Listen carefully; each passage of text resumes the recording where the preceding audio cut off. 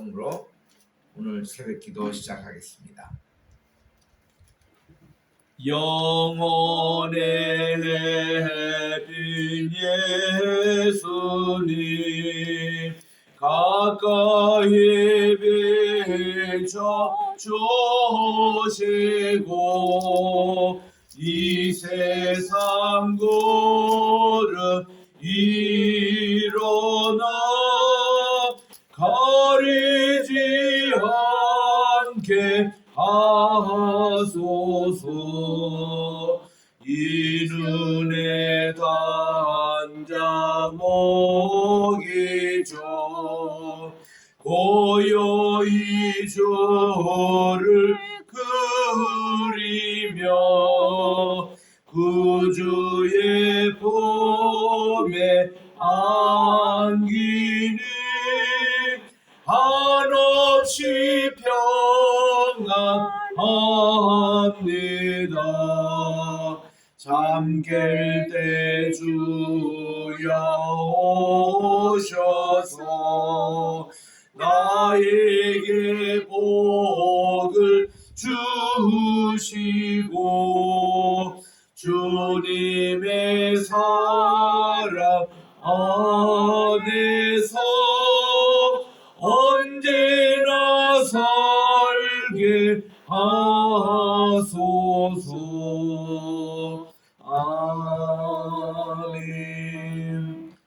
이 찬송이 오늘 우리 시편 27편 묵상할 주제의 곡입니다. 우리의 햇빛이 되시는 예수님 가까이 비춰주시고 또 이 세상 구름 일어나지 않도록 가리지 않게 해주시옵소서. 잠길 때 주여 오셔서 나에게 복을 주시고 주님의 사랑 안에서 언제나 살게 해주셔서. 참 귀한 찬송입니다. 이어서 우리 428장입니다. 같은 주제, 우리 햇빛에 관한 내용 428장 내 손에 햇빛 비치니 주 영광 찬란해 이 세상 어떤 빛보다 이 빛 더 빛나네. 428장입니다. 내 영혼에 햇빛 비치니 주 영광 찬란해 이 세상 어떤 빛보다 이 빛 더 빛나네 주의 영광 빛난 광채 내게 비춰 주시옵소서. 그 밝은 얼굴 배울 때 나의 영혼 기쁘다.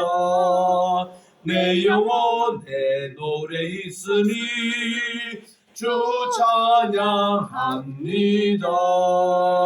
주 귀를 기울이시사 다 듣고 계시네. 주의 영광 빛난 광채 내게 비춰 주시옵소서. 그 밝은 얼굴 배울 때 나의 영혼 기쁘다. 내 영혼의 봄날 되어서 주 함께 하실 때 그 평화 내게 깃들고 주 은혜 꽃피네. 주의 영광 빛난 광채 내게 비춰 주시옵소서. 그 밝은 얼굴 배울 때 나의 영혼 기쁘다. 내 영혼에 희락이 있고 큰 소망 넘치네. 주 예수 복을 주시고 또 내려주시네. 주의 영광 빛난 광채 내게 비춰 주시옵소서. 그 밝은 얼굴 배울 때 나의 영혼 기쁘다. 하나님의 은혜와 사랑을 진심으로 감사를 드립니다.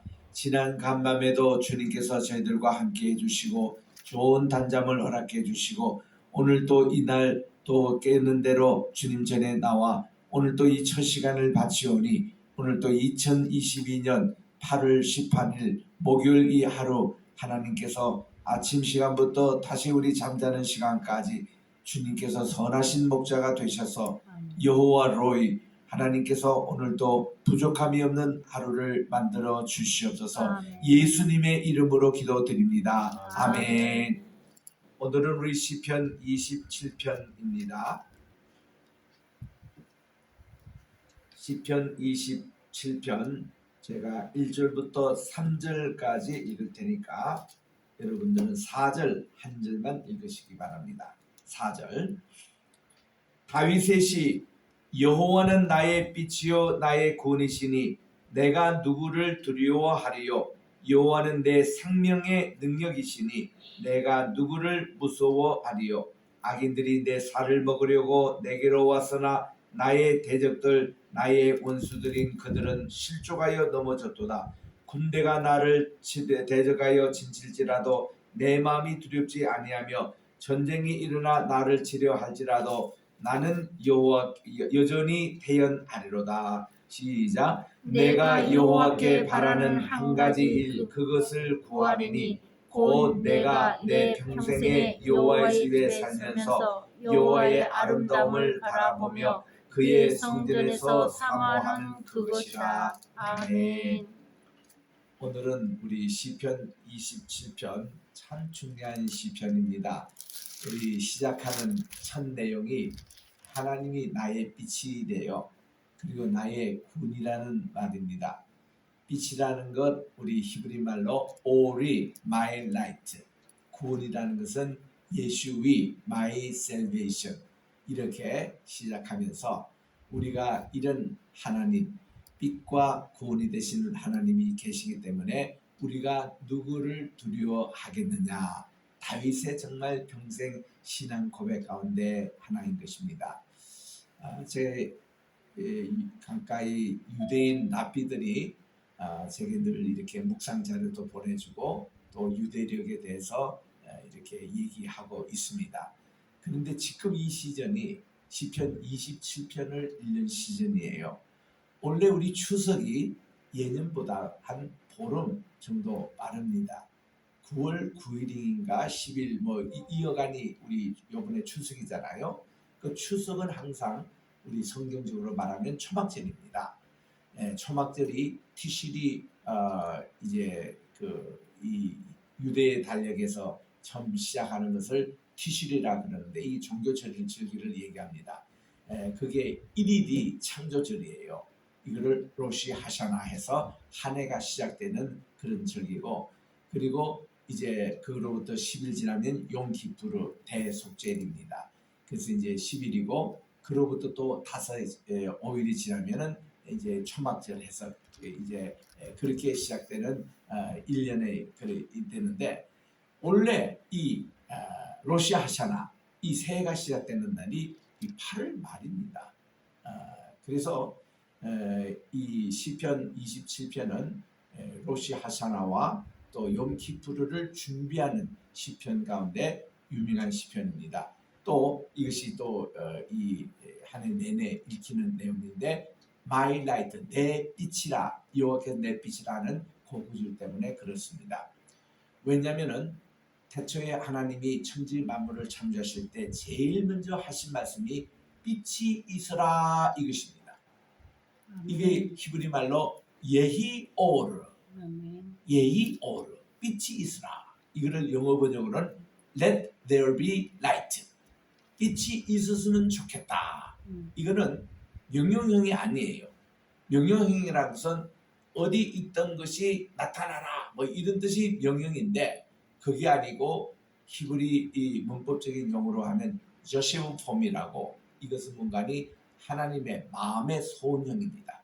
야 여기 좀 빛이 있었으면 좋겠다 하는 하나님의 마음의 표현을 했더니 그대로 빛이 있었더라 이런 내용이에요.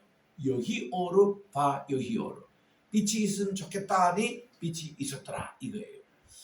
그래서 우리는 창세기 1장 2절에 보니까 이 땅은 혼돈했습니다. 공허했습니다. 어둠이 깊음에 가득했습니다.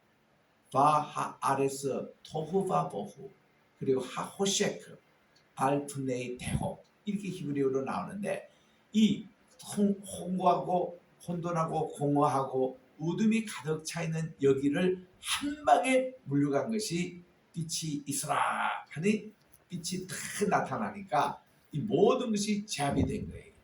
여호와의 신 하나님의 영은 수면 위에 운행하시더라. 그 승리의 그것이 그대로 이루어진 것이 빛이었습니다.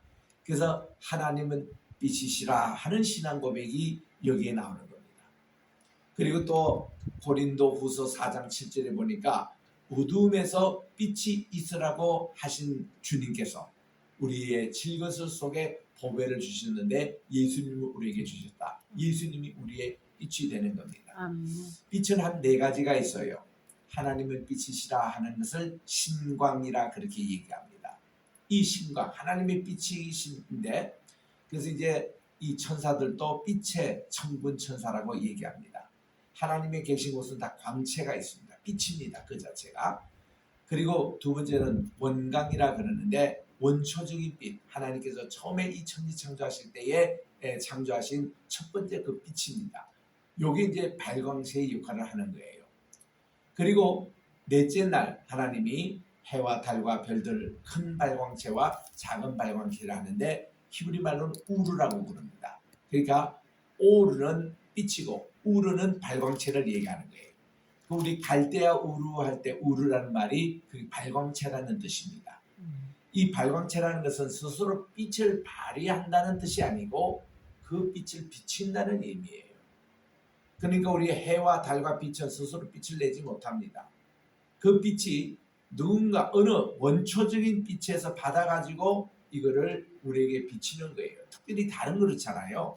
달은 스스로 빛을 못 발휘합니다. 태양으로부터 오는 빛을 반사하는 역할을 하지 않습니까?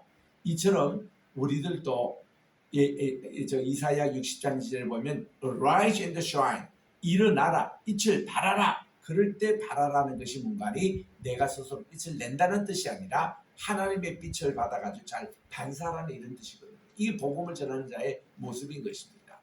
그래서 우리들은 이런 반사를 잘 하기 위해서는 우리 마태복음 5장 13절에 보니까 너의 착한 행실을 보고 하늘에 계신 하나님께 큰 영광을 돌린다는 말씀이 나오는데 그 위에 보면 이런 말씀이 나옵니다.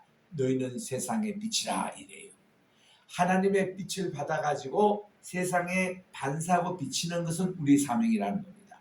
그러니까 이 세상을 향한 것은 빛의 사명과 소금의 사명이 있다는 거예요. 그 빛의 사명을 말씀하실 때에 이 빛이 곧 우리의 착한 행실이라. 이거를 통해서 하나님께 영광을 돌린다. 우리가 이 빛된 자녀, 빛의 자녀로 삶을 살아가면은 하나님께 영광을 돌린다는 이 말씀으로 이 빛의 그 시리즈가 연결이 되는 것입니다. 오늘 우리 시편 27편은 크게 세 가지로 분류할 수가 있습니다. 1절부터 6절에는 바로 하나님은 우리의 빛이시요 하나님의 우리의 또한 구원이시고 또 하나님은 우리의 요새시다. 이 세 가지가 다 들어가 있습니다. 빛이시요 구원이시요 요새. 요새라는 것은 호출했어. 제가 참 독일 갈 때마다 꼭 방문하고 싶은 곳이 올드 캐슬입니다. 옛 성에 가면은 얼마나 좋은지 함부르크도 있고 하이델베르크도 있고 헬른에 가도 있고 참 옛날 중세시대 때 성이 이렇게 탁 남아 있는데 거기 갈 때마다 저는 그런 생각합니다. 하나님이 나의 요새가 되신다. 이 성이 되신다. 이 성이 하나 탁 있으면 얼마나 든든한지 몰라요. 적들이 공격을 하는데 전부 차단하거든요. 그리고 그 성벽을 샀는데 보니까 얼마나 두껍게 쌓았는지. 이거는요 웬만한 포탄보다도 이거 무너뜨리지 못하는 그런 성벽. 실제로 2차 대전 때 이런 데 막 그냥 포탄을 던지고 해도 성이 끄떡없이 살아나는 곳이 참 많이 있습니다. 참 이런 거 보면은 하나님이 내 성이 되신다, 요새가 되신다 얼마나 든든한지 몰라요. 그게 1절부터 6절에 나오는 우리 요한 칼빈 목사님도 그렇게 말씀하셨지만 하나님께서 나의 빛이 되시고 나의 구원이 되시고 나의 요새가 되신 것이 요게 세 가지 하나님에 대한 신앙 고백이라는 것입니다. 그리고 7절에서 12절까지는 원수로부터 구원해달라고 5가지를 하나님께 기도하는 내용이 나와요. 그리고 마지막 13절, 14절에서는 우리의 소망은 하나님께 있다는 겁니다.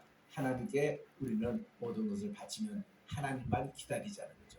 그 내용이 27편의 전체 내용입니다. 자, 하나씩 읽겠습니다. 1절 여호와는 나의 빛이요 나의 구원이시니 내가 누구를 두려워하리요. 여호와는 내 생명의 능력이시니 내가 누구를 무서워하리요. 본문에 보면은 생명의 능력이라보다 생명의 원천나이다. 우리 하나님이 내 생명을 지켜주시고 생사화복을 지켜주시는 분입니다. 이런 분이 내 하나님이 되시는데 내가 누구를 무서워할 필요가 뭐 있냐, 이런 질문을 하는 겁니다. 이런 질문을 가리켜서 수사학적인 질문이라 그래요. 영어로 표현하면 rhetorical question.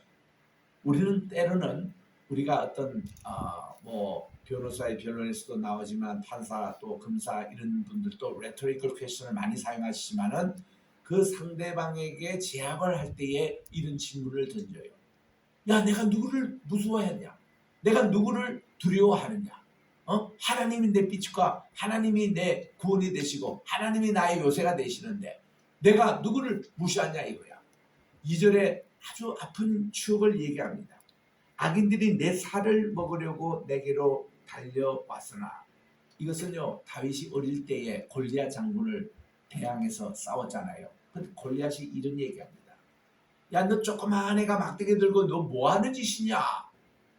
내가 이제 너를 죽여가지고 너 살을 말이지 저 공중의 날짐승에게 짐승의 밥으로 내가 만들어주겠다, 이런 얘기를 했어요. 그때 다윗이 굉장히 상처를 받았을 것 같아요. 아, 저놈이 지금 나를 죽여가지고 내 살을 지금 짐승의 밥으로 만들었냐? 옳다. 나는 만군의 여호와의 이름으로 나는 너에게 갈 것이다. 너 살을 나는 그렇게 만들겠다. 이런 어떤 아픔이 있는 내용입니다. 원수들이 내 살을 먹으려고 이렇게 달려오고, 그리고 나의 대적들, 나의 원수들은 그들은 실족하여 넘어진 것이 지금까지 이 역사였습니다. 하나님이 내 빛이 되시고 구원이 되십니다. 그리고 보니까 군대가 나를 치료할지라도 내 마음이 두렵지 아니하며 전쟁이 일어나 나를 치료할지라도 나는 여전히 태연하리로다. 다윗이요 얼마나만큼 전쟁을 많이 했습니까? 그분을 가리켜서 백전백승했다고 그렇게 얘기합니다. 백전이란 말이 상징적인 의미지만 이렇게 많이 전쟁했다는 뜻이에요. 그러나 그는 백승했습니다. 다 이겼습니다. 이유는 뭘까요? 여호와께 속한 전쟁이냐 아니냐, 이거를 꼭 점검하고 그는 출전했습니다. 꼭 전쟁을 해야 되겠다라는 상황이 벌어질 때 대제사장을 찾아가지고 이 전쟁이 하나님께 속한 것입니까 속하지 않은 반드시 묻고 그는 출전했습니다. 하나님께 속한 전쟁입니다. 왕이여 나가소서 싸우소서 얘기 듣고서 꼭 갔기 때문에 그의 전쟁은 백전백승이었다 그 말이에요. 그러니까 왜냐? 하나님이 나의 빛이 되시고 나의 구원이 되신다는 이것을 가지고 있기 때문에 그는 두려움이 없이 태어날 수가 있었다는 것입니다. 아주 오래전에 들은 얘기여서 제가 정확한 얘기를 모르겠습니다만 아마도 어느 페르시아 같아요. 그 왕이 자기 사랑하는 막내딸을 이제 사위를 찾았다는 겁니다. 그래서 이제 그렇게 되면은 그에게 모든 유산도 주고 또 왕위도 이렇게 계승하는 그런 이제 사위감을 찾았는데 이 수수께끼를 냈다는 거예요. 어떤 창고에다가 여기에 이거를 가득 이렇게 채울 수 있는 뭐든지 채우는 그 사람에게 내 딸을 주겠다. 이랬더니 한 사람은 나와가지고 쌀을 가지고 그걸 탁 채웠대요. 쌀을 가지고 빼꼼하게 그냥 빈틈없이 그렇게 이제 채웠더니 왕이 칭찬했답니다. 야, 이거 쌀 이것도 참 수고했다. 이렇게 저보다 거의 공간 없이 빈곤 없이 채워졌구나 했더니 그 다음 또 그 캔디데이트가 나와가지고 섬털이죠. 그 양털로 그걸 가득하게 채우니까 쌀부터도 또 빼꼼하게 찬 모습을 보고 또 왕이 아주 만족을 했다는 겁니다. 그래서 이 친구를 내 사위로 삼나 그렇게 생각했는데 그다음에 이제 세 번째 캔디데이트가 나오는데 이분은 다 창고의 문을 열더니 이거를 깨끗하게 채울 수 있는 것은 단 한 가지밖에 없습니다. 뭐냐 했더니 광채, 빛을 딱 했더니 모든 어두운 구석까지 싹 들어가고 빛으로 꽉 찼다는 겁니다. 왕이 보고 감탄했다는 거예요. 그래서 그 사람이 낙점이 됐다는 그런 얘기를 예전에 들은 일이 있습니다. 이만큼 이 빛이 강하다는 거예요. 여러분 이게 어두운데 이렇게 가면요. 별빛도 참 우리에게 반가워요. 달빛은 더 반갑죠. 이 어두운 시골길에 이렇게 가면은 이 빛이라는 게 얼마나 우리에게 좋은지 몰라요. 어린아이가 태어나서 앵앵앵 우는 거 배고프고 또 기저귀 갈아달라고 우는 것도 있지만 애들이요 어둠에 싹 가면은 그냥 본능적으로 운대요. 빛을 찾기 위해서 본능적으로 운대요. 그래서 이런 우리 모든 인간이 다 그렇습니다. 우리는 이 사실 죄를 지을 때는 빛을 싫어하는 그 경향이 있어도 누구든지 기본적으로 본능적으로 빛은 이렇게 사모하게 된다는 겁니다. 그런데 하나님이 내 빛의 원천이 되시고 이렇게 우리에게 정말 오늘도 이 비춰주니까 빛으로 우리 머리부터 발까지 비추시면 모든 근심도 사라지고 모든 병마도 사라지고 치유의 광선이 돼가지고 모든 것을 회복시키는 하나님의 그 빛, 이게 얼마나 좋은지 몰라요. 그런데 우리 정말 희소식이 예수님이 이 세상에 빛으로 오셨다는 것입니다. 그 예수님이 오실 때에 지극히 높은 곳에서는 하나님께 영광이요 땅에서는 평화요 그리고 사람들에게는 기뻐하심을 입은 사람들에게는 선이 곧 미리입니다. 우리나라 번역에 보면은 조금 언클리하게 번역이 돼 있어요. 그러니까 영광, 하늘의 영광은 맞고 땅의 평화 요까지는 맞는데 그 다음은 뭐 기뻐하심을 입은 사람들 중에 평화로다 이렇게 해서 이거를 막 한글에 묶어 놔가지고 세 번째가 이게 아주 불분명하게 했습니다. 근데 영어 번역에는 분명합니다. Good will toward man이에요. 천지인입니다. 하늘에는 영광, 땅에는 평화, 사람에게는 굿윌, 하나님의 선한 뜻 이것을 위해서 주님이 빛으로 이 세상에 오신 것이거든요. 그럼 우리는 빛의 자녀가 되는 겁니다. 주님을 따라가면.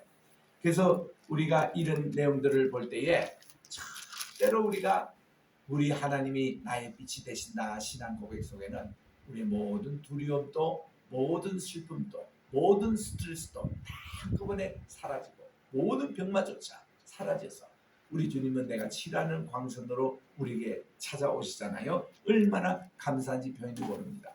그래서 우리 4절에 보니까 이 다윗은 늘 바라는 소원이 성전입니다.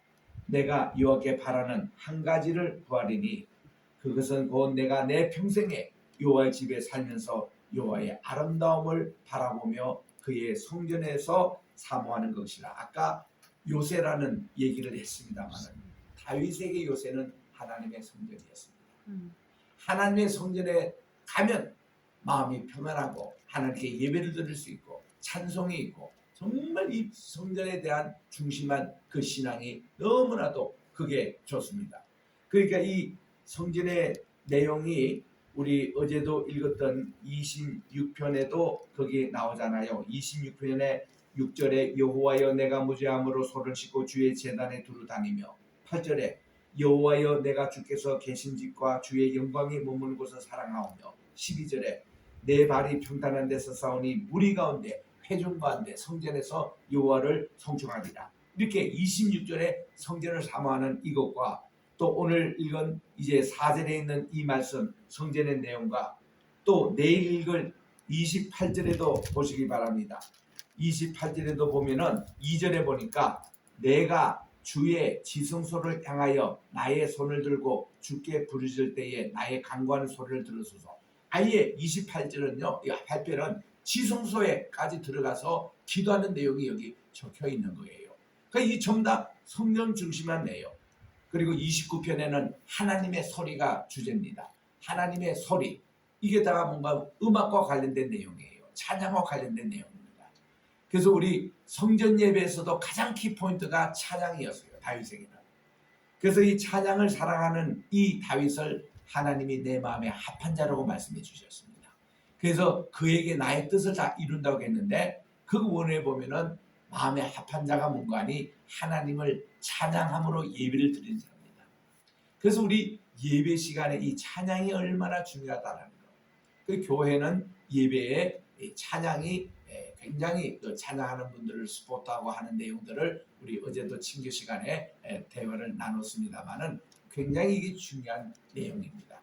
자, 그래서 이 4절에 여기서 하나님의 성전이 나의 요새가 된다는 것을 고백하면서 5절에 보니까 계속 하나님의 성전에 대한 얘기입니다. 환난 날에 나를 그의 초막 속에 비밀히 숨기시고, 이게 성전의 개념이에요. 그리고 그의 장막 은밀한 곳에 지성소를 얘기합니다. 나를 숨겨주시고 그리고 높은 바위에 두신다 그랬습니다. 왜 성전이 중요해요? 거기에 하나님이 임재하시기 때문에, 하나님이 계시기 때문에 누가 공격할 수도 없고, 공격을 해서 하나님이 다 막아주시고 하나님이 요새가 되시고 하나님의 성체가 되어주신다는 겁니다. 그래서 우리 시편 46편이 우리 마틴 루터가 제일 좋아하는 시편인데, 내 주는 강한 성이요, 그거 때 그 포트를 했습니다. 그게 옛날 그 성체 그런 모습에 방패와 병기 되시니, 그런 참 찬송도 이렇게 지은 시편 46편을 그렇게 좋아했지 않습니까?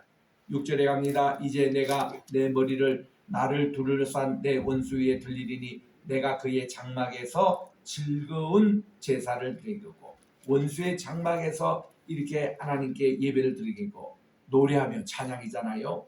여호와를 찬송하리라. 이게 예배의 핵심이에요. 찬송. 응? 그 다음에 이제 7절부터 12절의 내용은요, 5가지 기도의 제목인데 이렇게 되기를 원합니다 하고 다윗은 이렇게 기도합니다. 여호와여, 제가 소리내서 부르짖을 때 들으시고, 통성기도입니다. 또한 나를 긍휼히 여기사 응답해 주십시오. 여호와, 너희는 내 얼굴을 찾으라 하실 때에 내가 마음으로 주께 말하되, 여호와여, 제가 주의 얼굴을 열심히 찾겠습니다. 5가지 이제 기도 제목이 나요. 첫째로, 주의 얼굴을 제게서 숨기지 마옵소서. 두 번째로, 주의 종을 환하게 버리지 마옵소서. 주님은 나의 도움이 되셨습니다. 나의 구원의 하나님이시여, 나를 버리지도 마시고 떠나지도 마소서. 그러니까 숨기지 마소서, 버리지 마소서, 떠나지 마십시오. 이렇게 기도합니다. 그리고 10절에 참 아픈 기도를 하고 있어요. 내 부모는 나를 버렸으나. 미국에 온 한국의 입양아 아이들을 상담해보면요, 다 이런 얘기를 해요.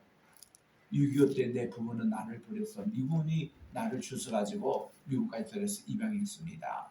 입양자들이 되게 자기를 버렸던 부모에 대한 감정이 너무 많습니다. 다윗 경우에 보세요. 다윗의 아버지는 2세입니다.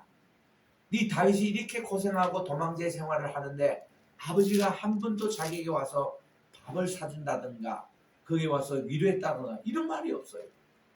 형들도 마찬가지인데 7형이 있잖아요. 한 번도 그런 말이 없습니다. 그는 부모로부터 버림을 받은 사람입니다. 그 후에 뭐 2세 얘기 자체가 없어요. 이유는 뭘까요? 다윗은요, 집안에서도 굉장히 왕따를 당했습니다. 사무엘의 선지자가 집에 가정 신방에 와서 앞으로 왕이 될 사람 기름 부어 오셨는데, 다른 사람은 다 그 선지자에게 첫 아들, 둘째 아들, 셋째 아들 해서 7째 아들까지 다 내다보였습니다. 근데 사무엘이 이상해요. 하나님이 감동 주시는 아들이 없습니다. 이게 답니까? 그랬더니 2세가 말이죠, 이런 얘기합니다. 집에 막둥이가 있는데 뭐 걔는 쉽게 말하면 내 아들 취업도 별로 안 하고 걔는 뭐 중교성도 없고 이런 자에 끼를 그런 분도 아니고, 그래서 걔는 그냥 목동해서 지금 양떼를 지고 시겠습니다. 아주 무시하는 얘기를 합니다. 그때 사무엘이 있다가 그 아들을 데려오라고 데려왔더니 웬불로 하나님의 용이 바로 죄다. 그래서 사무엘이 말이죠, 이 다윗에게 기름을 부어주는 거예요. 근데 그걸 보면 막 축하고 좋아해야 되잖아요. 인간의 심리가 그렇지 않아요. 2세도 그랬고 그 형들도 그렇고, 다윗이 그런 모습을 보고 시기가 납니다. 저는 뭔데 뭐 쟤는 이렇게 뭐 기름을 부어주고 우리는 뭔데, 이런 생각이 들어요. 또 두 번째, 우리가 봤을 때에 아버지가 이 막둥이에게 너 저 참을 좀 이렇게 간식을 저 지금 군대 나가 있는 새 형에 갖다 주라고 그랬습니다. 그 갖다 준 거예요. 그 얘는 지금 그 형들은 군인으로 가서 싸우고 있는 늠름한 모습인데 얘는 그냥 묵동으로 하나의 심부름꾼으로 그냥 보낸 거예요. 보냈는데 자기가 보니까 이거 말이 안 되거든. 이게 골리앗이 헬에도 받지 못한 자가 이스라엘에서 꽝꽝 치고 망군의 여호와 하나님을 못 오가는. 그래서 그가 내가 가겠다.